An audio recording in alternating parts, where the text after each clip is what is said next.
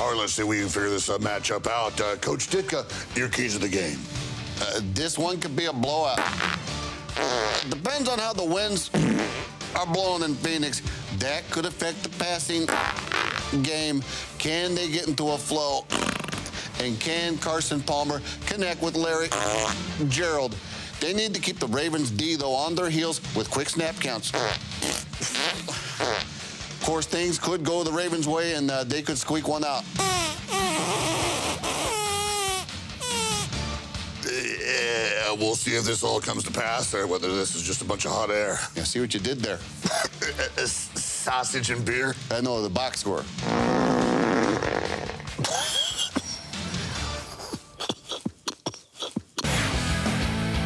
I don't know a lot about sports, but I can drink a lot of beer. My motto is simple. C's get degrees. Need a long, inappropriate hug? I'm your man. I think I'm smarter than you because I probably am. Howard Collins for box score.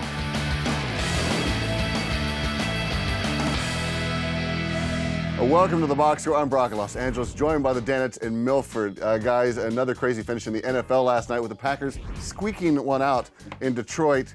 And a controversial call, that face mask on Aaron Rodgers. McLovin, could we see a day when the NFL starts to review penalties? Starts to review penalties. But like that kind of penalty. That kind of penalty. That kind of penalty? Yeah, sadly you could. That'll bog down games, but Belichick wants every call reviewed. So they'll probably hold off a couple years because they don't want to give Bill Belichick what he wants, but I think it probably will happen. All right, well, Tony Dungy called in today, weighed in on the issue, and he told Dan what he thought the big problem with the ref throwing the flag on that play was. I know when I worked for Chuck Noll, though, that was his pet peeve for officials. You can miss a call. You can say, hey, my head turned. I just saw the end of it. I didn't see the whole thing. But you can't call something that you didn't see. I heard Mike Carey's explanation, Dean Blandino, the head of officials. This is always called because it looks like. But you can't call the face mask because a guy's head moves or it looks like they got it. You have to see that face mask grasp to call it, and that's just too bad. You would hope the ref there on the scene actually did see the fingers to the face mask. I kind of agree with McLovin when we're getting to the debate. Would that be enough to reverse the call if they were going to be able to look at it and change it? And I don't think it was that obvious that that call was wrong. You know, when you see it in slow motion like many other calls, it's very easy, hindsight being 20/20, if a runner is safe at a base or a tag was put on someone or if a catch was made. But in that situation, if they had a chance to reverse it, I'm not so sure that would have been so obvious to say that there was no face. You know what that reminds me of? I should have brought up today. It reminds me of roughing the punter or roughing the kicker. There are times when the defender will roll in and make contact with the punter and even kind of do this to him, but the guy doesn't fall.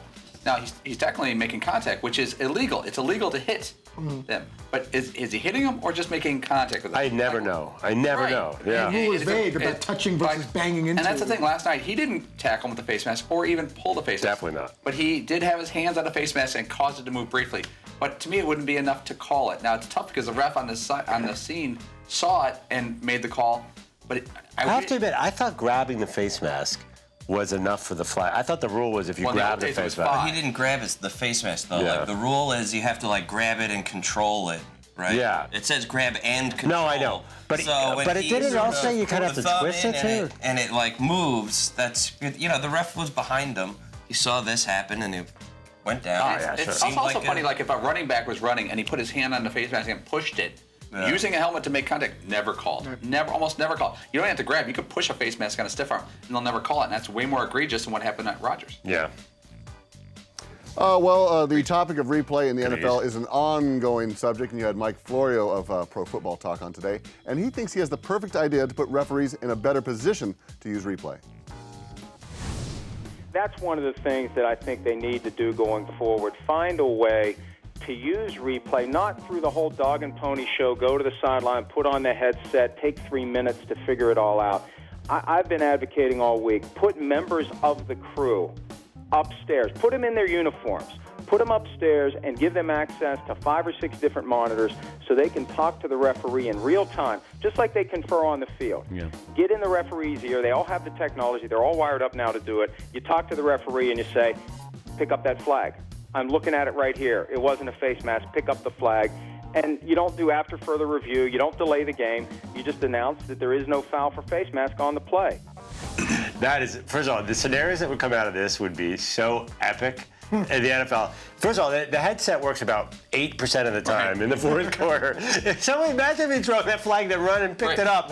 Someone's talking in his ear. The audience has no idea what's going on. Green Bay Packers fans would go berserk. Lions fans would be worried. It would just, it'd be difficult in real time talking to them. I think you need a little more structure. It's like to that. Mike is saying, there's a middle ground. We're not going to have an official review for this play, but if there's a ref up top who says, no, I'm calling it, I'm stopping this thing. The coaches would freak out. Why'd you throw it? Why are you doing this one? Why are you doing it with 2 minutes left? That happens every game where they throw a flag, pick it up, and say, there's no foul on the play. And they move right on. But they stop for a minute. They stop and conference. They confer. So how is that any different than what Mike Florio just said? They throw the flag, then they all get together, huddle up, discuss it for a second, decide there's no penalty, and then announce it and move on with the game. See, I heard like the way Mike's pacing, I heard him say immediately, like I sense this, like I got this image of the ref running after the flag and picking it up without having a group meeting. I think they usually walk over and just pick it up like they do every time they throw a flag. But the other funny thing is too, you guys, this is probably up a camera. You know what you're seeing on a camera is not what's actually happening on the field. And like the perfect example is Will Hill the other day. There's 4 camera angles where he touches the line. There's 4 where he doesn't. So I mean, even the camera ain't gonna solve everything, and never answers the question if Des Bryant caught the ball either. He did. He did. It seems like the controversial call and the crazy finish are going hand in hand these days, Paulie. Do these late-minute controversial calls take away from the excitement of a dramatic finish? For a fan, maybe. I think it makes you mad if you lose, and if you win, you're like, no big deal. It's not because of the refs. I only think of it as a producer. When I saw what happened last night, I'm like, layup drill. I went to bed and slept soundly. As soon as Fritzy and I and all the guys sent a couple notes around for possible guests, Fritzy knows exactly who to call in a situation like this. But, I mean, I couldn't have been happier as a producer. As soon as I saw that play, I watched a minute or two of the postgame. I'm like, we're all set for tomorrow. All right, we are all set for this segment. So coming up, it was also a crazy night on the hardwood. Hey, you taking us to the hoop right now? Do it in a Ram 1500 Eco Diesel, but make sure no one's on the court because that could be dangerous. Take it up there, bounce out the window like Pete Maravich did. You got to see that movie. It's way back when. This thing is towing boats, hauling trailers, and kicking ass all over the place. Guts, glory, Ram.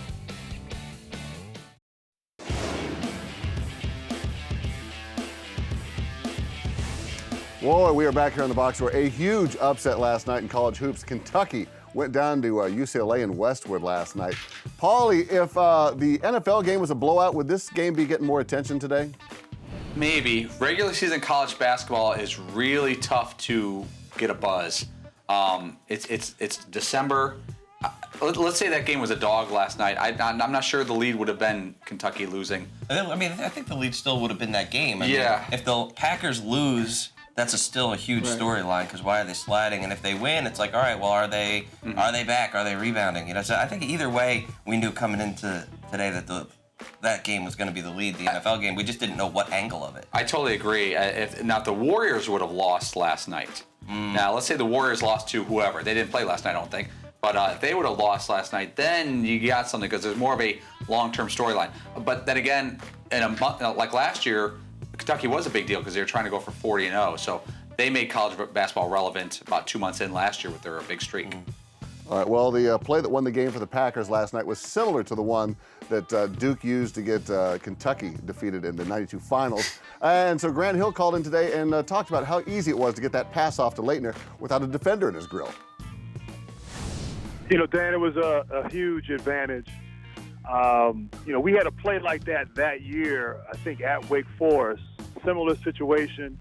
I had to throw the ball the length of the court, and Wake Forest put somebody on the ball that obstructed my view and caused me to make a bad pass, and we weren't able to execute.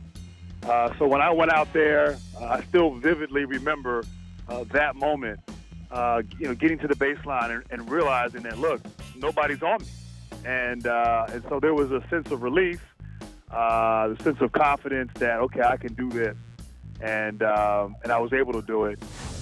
It's interesting because you don't think of that right away. You think of just Grant Hill and Laettner, the person making the pass and the one catching it and turning around and making the catch. But hearing Grant talk about the difference in having some big 6'10", 7-foot guy in front of you, getting in your face trying to obstruct your view and how that would affect the actual throw. And Paulie, I think, was the first one to mention. I didn't even put 2 and 2 together. When we had Grant Hill on, we just kind of fell into it. That making that analogy between the Hail Mary and what then the Grant Hill Christian Laettner play for Duke, Kentucky. So that worked out perfectly to be able to talk about that play and make comparisons to that, and obviously Kobe Bryant and Okafor with the Duke connection. So I thought that worked out really well, and Grant became even a stronger guest because of that wild game last night. One of the things I really love about this job is I've heard Grant Hill or Christian Laettner or Coach K talk about that play 1,000 times, either on this show or other shows. I've seen the video probably 1,000 times.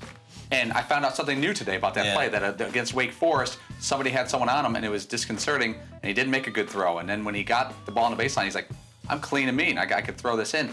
We do that sometimes with other things. When we have Rodney Harrison on talk about the Tyree play or whatever, these little plays that are iconic in history, we always get one little nugget. It's like they tell the story again, and then sometimes they'll drop it in a nugget. Like Joe Montana with the catch with Dwight Clark, he'll say, like, oh, on that play, I was thinking about audibling to Rathman, and you're like, what? You've never heard that before. Or who do we have on recently? Al Michaels. Al Michaels talked about the Miracle on Ice a zillion times. But Dan asked him, he goes, this is a couple years ago. Dan goes, how many hockey games had you called in your career up to that point? He goes, 2. It was my second game.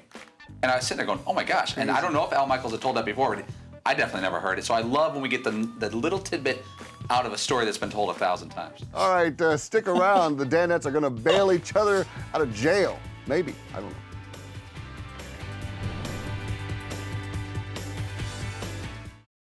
The Box Score presents Great Moments in DP Show History. Thanks for getting me out of there. What did they do? What did they think I did? Do that to you. I don't understand what they think I did. They just locked me in there. Thanks for watching Great Moments in DP Show History. Welcome back to the Box Score. We all remember the time we had to lock up Fritzy in the holding cell, and I don't know what sort of conjugal visit that was immediately following. Paulie, if Fritzy ended up in jail, would you do him a solid and bail him out of jail, keep it a secret, or is it going to become show fodder? Would I bail Fritzy out of jail? It depends if there's a camera in jail and I could get some good jail content. If there was not, there would be no use to keep him in there. Yeah, I would always bail a buddy out of jail. But today was fascinating. I don't know if you're going to get to the Christmas tree story, but I found that pretty spectacular today, the fact that Fritzy had 3 hours to put together a 3-piece Christmas tree and didn't pull it off. We will definitely get to that. A third of a tree would be enough. We will definitely get to that. Well, the weekend is here, and there's a lot of trouble out there in the streets that could land you in the big house. Shoe program for all you guys. So we wanted to know if you ended up in the Hooskow, who are you going to call to get you out of jail? You told us, we taped it. It's time to play. No! Your row! That's right, shoe program, all of y'all. All right, we start in the front row. Seton, who's Paulie going to call for some bail money?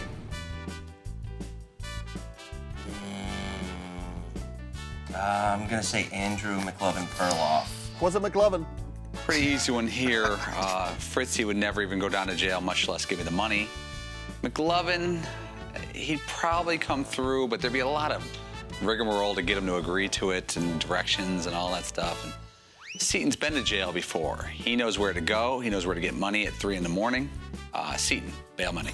Yeah, I'm surprised Seton didn't get himself. I want someone who's experienced with the penal system. And now Seton's not a criminal or anything, but he's done a perp walk. I'm certainly aware of the bail process. You know, see, the thing is, though, he's been bailed out. I don't know if he's bailed anybody out. You know, so he's never been to that part of the thing. Fritzy's not leaving. Fritzy's not lifting a finger, No. And I mean that. He would not lift a finger if it took. It's going to be the first time in his life he didn't have his phone in his hand. Yeah. I would be glad to bail him out, but I don't want to physically go there. You'd be glad to, but you wouldn't. I would do it if I can do it over the phone and I could just kind of give them like a credit card. I didn't think of Andrew, though, and they're like, oh, this time of day the traffic is really bad.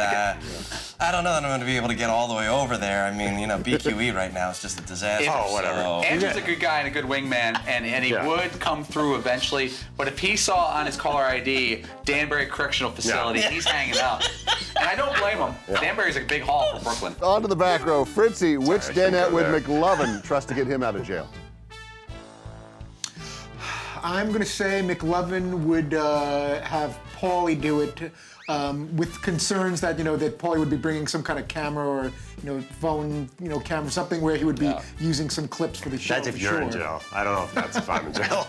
But I think he'd go to Paulie. Paulie was used to kind of taking care of stuff, being in charge, being the leader, and I think that would be his instinct to go to Paulie. Did he call in Paulie the Wolf? Well, I would call Paulie because he's geographically the closest. But also, I'd have my concerns about whether Seaton would be in jail with me to start with, so he would probably not be called. And Fritzy would probably take too long to organize and get down there. Yeah. I think we're all headed down the same general path here. Seaton knows the penal system is the general gist of what I'm getting. Yeah. All right, back to the front row. With Paulie, on the off chance that Seaton ends up back in jail, who's he calling?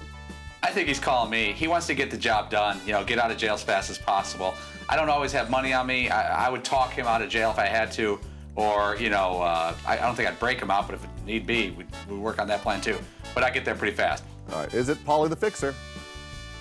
Probably Paul, because he, Fritzy would tell everybody, and I don't believe he would actually be able to get it done. Andrew would be good. There's really no reason that I wouldn't choose Andrew. But I feel like Paul, if I'm getting bailed out, he understands the severity of the situation. And I would just trust him in that capacity. Yeah. I mean, that's, the more that we sit here and do this, really the only chance is Paul, and this by a mile. But there is the risk of it becoming content. The only thing you can say with Paul is that while we're driving away from the correctional facility, he would say, so can I use this on the show or not? Oh, yeah. Tell me twice. Like, please, 2 times, do not use this on the show. Oh, okay, cool. And he'd take care of it anyway. Yeah, he's a gentleman. He's a gentleman. Eventually. Last one is for the back row and the win. McLovin, here it lays in your hands. Who is Fritzy going to call to get him out of jail? I can honestly say in all the years we've been playing Know Your Row, few too many if you ask me, I've had less of a clue. I have no idea what time to say that. So I know he doesn't want to call Paulie in this situation. Well, he's never called me. So it comes down to me. I don't think he has Paul's number. It comes down to me and Seaton. I know the area code. I guess he's going to take me because we sit closer to each other in the office. All right, is it because of McLovin's proximity? The Janet I would call first to bail me out of jail would probably be one Patrick Seaton O'Connor. He's got some experience, which he likes to joke about in the arresting world and with the police. I think they would all come to my aid. I'd like to think so at a moment's notice. McLovin, I think he's just tired of me already, sitting next to me every day. Paulie, I think, would help out too, but ultimately, I think Seaton would come running and would understand what I'm going through. I'm still giving an answer. Yeah, that's what I'm thinking. It seems like a common theme with Seaton and his background. I think he's getting a bad rap. We're making it sound like it seems like a common theme. Hold up. You just said it seems like a common theme with Seaton and his background. I think he's getting a bad rep. What do you think is giving me the bad rep when people say things like it's a common theme because of my vast experience with this type of thing? Like, I don't know. I know that Seaton's gotten in trouble before. You guys suck. But I actually don't know the number of arrests. If I set the number of actual arrests where you're escorted to any type of holding area, I'm setting the over-under at 2.5. Now, arrest is a very vague thing in America. Escorted to some type of holding area, like, though, is different than being charged with something. And really what you need to focus on is being charged with things. Yeah, I don't know. A visit, a ride in a car is just a ride in a car. Whether it's got lights on it wasn't Uber. It was. I don't think you chose to ride. It's very similar. Adjacent to arrest, you know or the warden and all arrest? the officers and everything, and you could just drop Seaton's name. I think the important thing is that we declare a winner, and it is no one, because you guys Screw tied. all you guys. Yeah, screw everyone. All right, don't go away. The holidays are upon us, and just like Paulie guessed, we are going to get to Fritzy and that tree building. It's going to take us a while, but first we must take a break and remind you that the Ram Heavy Duty, with its best-in-class towing torque and horsepower, doesn't need one. Doesn't need decorations at all. It comes beautifully equipped. Get more facts at ramtrucks.com. Guts, glory, Ram.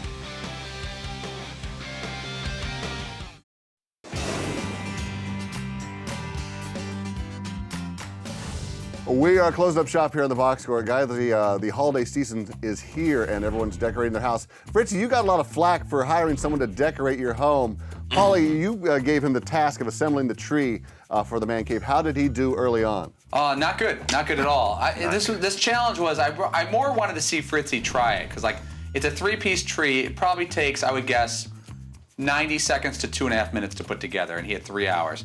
And I don't care if he puts it together or not. I wanted to see him stand up and just give it a try, because I think he underestimates himself and doesn't even try things because he thinks they're being more complicated than they are. But then I saw him, there's a base thing, and the base is like this when it's folded up, and then you just move it inches like this to a cross pattern, a plus pattern, and the natural thing is that it's a weight-bearing system.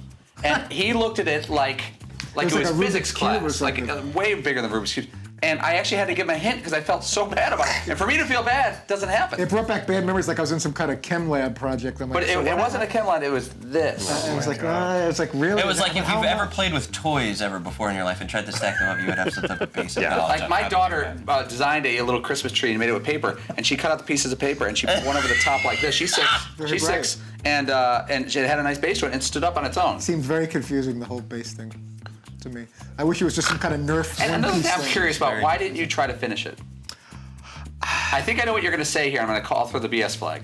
I didn't try to finish. I didn't try to finish it because partially I was kind of amused with the whole situation that it was taking me this long to do it. Are you going to say that you purposely didn't finish it? I'm going to say that I didn't want to give it. I also didn't want to give it a full effort because I would be embarrassed that if I gave it what even it looked like a full effort and I couldn't do it after 3 hours. So you're not embarrassed by not trying? No. Or did part of you forget about it? Well, there's guest stuff and everything, but that only takes a minute or so. I can't blame it on one guest in the final hour. I'm going to say that if I gave it what even appeared to look like my full concentration effort, because I take pride in being somewhat bright. I did well in school, but it just shows you that book smarts and the street smarts and building Christmas trees are all 3 different categories.